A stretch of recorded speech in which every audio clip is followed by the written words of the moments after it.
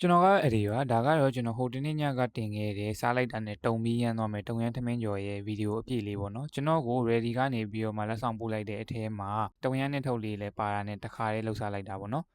အရင်ဆုံးကတော့ကျွန်တော်သခွားသီးလေးတွေကိုရှည်ရှည်လေးနဲ့ဝိုင်းဝိုင်းလေးလိထားတယ်ခရမ်းကျင်သီးလေးတွေကိုလည်းအဝိုင်းလေးပဲလိထားပါတယ်ဒီကောင်တွေကတော့ garnish လုပ်ပါမယ်မုံလာဦးလီကတော့ကျွန်တော် dice လေးပဲတုံးထားလိုက်မယ်ပေါ့နော်ပြီးတော့နန်းနန်းမင်းကိုထည့်ကြော်မှာဆိုတော့ကျွန်တော်တို့ကမမြင်ရတဲ့အထိနှုတ်ဆင်ထားပါမယ်ပြီးတော့လို့ရှိရင်ဝက်သားကိုတော့ကျွန်တော်ကအဆင်ပြေလို့အတုံးသေးသေးလေးပဲလိထားလိုက်ပါတယ်ပြီးတော့အဲ့ထဲကိုပဲငံပြားကြီးအကျဲပဲငံပြားကြီးအပြည့်ငရုတ်ကောင်းချက်သားမုံတို့ထည့်ပြီးတော့မှတေးသေးချာလေးပြုံပြုံလေးနေထားလိုက်ပါမယ်ကျုပ်နှလုံးကိုတော့ဒီတိုင်းလေးပဲဖောက်ထည့်ရပါမယ်မမွေတော့ပါဘူးတုံရမ်းရတာအတွက်တော့ ready ကထုတ်တဲ့ Meijin ဆိုတဲ့ထုံမြန်း paste လေးကိုသုံးပါမယ်ဒီကောင်ကအထဲမှာအချင်တက်လဲပါပြီးသားဆိုတော့တော်တော်လေးမိုက်တယ်ပြီးတော့သူက soup တီးတန့်ဆိုပေမဲ့ကျွန်တော်ကတော့ထမင်းကြော်လေးပဲလှုပ်ရှားလိုက်တယ်ပေါ့နော်ကျုပ်ကို sunny side ကြွတ်လေးကြော်ပြီးသွားလို့ရှိရင်တော့အိုးထဲမှာစီတယ်ကြက်သွန်ပြူလေးကို grater နဲ့ချစ်ထည့်ပြီးတော့စီတက်အသားတွေမုံလောင်းတွေထည့်ပြီးသွားလို့ရှိရင်မွှေးလာနဲ့တုံမြန်းအနှစ်ကိုနှစ်စွန်းကနေသုံးစွန်းထိထည့်လို့ရပါတယ်မွှေးလိုက်အယောင်တင်မုံလေးနဲ့အယောင်ယူမယ်ထမင်းလေးထည့်တေချာလေးနှံ့အောင်လိုက်မွှေးပြီးသွားတာနဲ့ပဲငံပြားကြီးအကျဲပဲငံပြားကြီးအပြည့်ခယူစီချက်သားမုံတကြားတို့ထည့်ပြီးသွားတာနဲ့နှံ့သွားအောင်ထပ်မွှေလိုက်ပါမယ်နန်းနန်းမင်းလေးထည့်ပြီးသွားရင်တော့သူ့စီကအစိမ့်နှံပြောက်အောင်ပြုံးပြုံးလေးကြော်ထားလိုက်တာနဲ့တုံရမ်းထမင်းကြော်လေးက ready ဖြစ်သွားပါပြီပြီးသွားရင်တော့ကျွန်တော်ကအိုးထဲမှာတစ်ခါလေးထည့်တယ်အပေါ်ကနေမှ